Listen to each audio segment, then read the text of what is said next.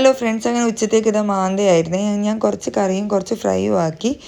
എനിക്ക് കുറച്ച് തുന്നാനുണ്ടായിരുന്നു. അപ്പോൾ അതിൻ്റെ വർക്കൊക്കെ ഞാൻ പെട്ടെന്ന് തന്നെ ചെയ്ത് തീർത്തിട്ടുണ്ട്. കാരണം ഞങ്ങൾക്കിനി ഫുഡ് കഴിച്ചിട്ട് മാമൻ്റെ വീട്ടിലേക്ക് പോകാനുണ്ട്. അങ്ങനെ ഞങ്ങളെല്ലാവരും ഫുഡൊക്കെ കഴിച്ച് ഇതാ റെഡിയായി ഇറങ്ങാണ് കേട്ടോ.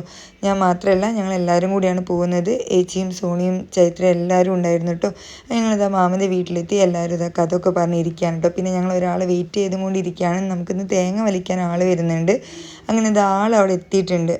അപ്പോൾ ഞങ്ങൾക്ക് ഇതാ കരിക്കിട്ട് തരാമെന്ന് പറഞ്ഞിട്ടുണ്ട്. ഇങ്ങനെ കരിക്കൊക്കെ ആൾ പറിച്ച് കൊത്തി നമുക്ക് സെറ്റാക്കി തരുന്നുണ്ട് കേട്ടോ. ഫ്രഷ് സാധനം മക്കളെ, ഒന്നും പറയാനില്ല. അങ്ങനെ ഞങ്ങളെല്ലാവരും ഇത് ആസ്വദിച്ച് കുടിക്കുകയാണ്. അത് മാത്രമല്ല, ഉള്ളിലത്തെ നമ്മൾ ഇളനീരും എല്ലാവരും പൊട്ടിച്ച് അതും കൂടി കഴിക്കുകയാണ് കേട്ടോ. അങ്ങനെ അതൊക്കെ കഴിഞ്ഞ് നിൽക്കുമ്പോഴത്തേക്ക് ഇതാ വൈകുന്നേരം മാമനും മോളും കൂടിയിട്ട് പുറത്ത് പോയിരിക്കുകയാണ്. ഞങ്ങൾക്ക് ചായക്ക് എന്തെങ്കിലും വാങ്ങാമെന്ന് പറഞ്ഞിട്ട്.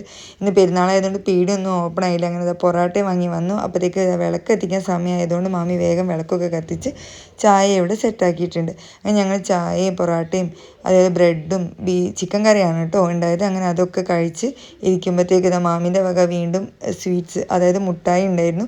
ഞങ്ങൾ മുട്ടായിയൊക്കെ തിന്നിരിക്കുമ്പോഴത്തേക്ക് തൊട്ടടുത്ത വീട്ടിൽ നിന്ന് പെരുന്നാളിൻ്റെ വകയായിട്ട് അവർ ബിരിയാണിയും കൊണ്ടുവന്നു. ഞങ്ങൾ അതൊക്കെ കഴിച്ച് എന്താ മാമ്മമാരോടൊക്കെ ടാറ്റയും പറഞ്ഞ് ഞങ്ങൾ പോവാണ്. അങ്ങനെ ഏച്ചിനെ കാമ്പുറത്താക്കി കൊടുത്തു. അപ്പോൾ അത്രയേ ഉള്ളൂ.